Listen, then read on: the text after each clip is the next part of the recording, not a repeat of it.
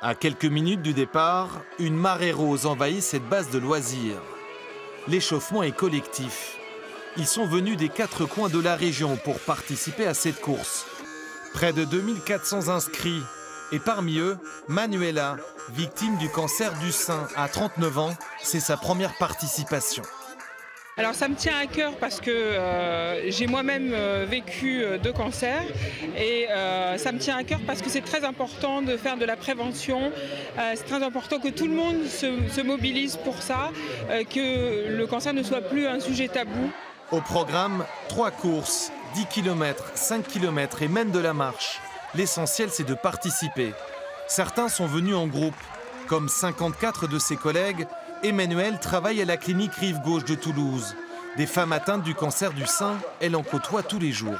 J'accompagne les patientes tout au long de leur parcours, pendant l'annonce de la maladie et après. Et donc pour moi, ça fait effectivement partie de mon rôle aussi d'être ici et avec les équipes soignantes et également les patientes. De nombreux hommes ont tenu à participer à cette course. Un beau geste de solidarité.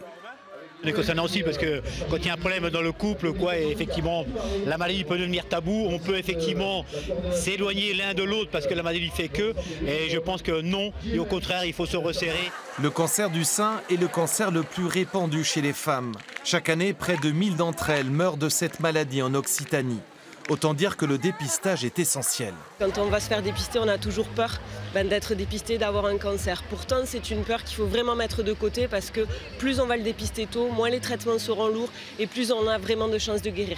Très clairement, le dépistage peut sauver la vie d'une femme. Grâce à cette course, plus de 32 000 € ont été récoltés, de l'argent qui va servir aux soins et à la recherche.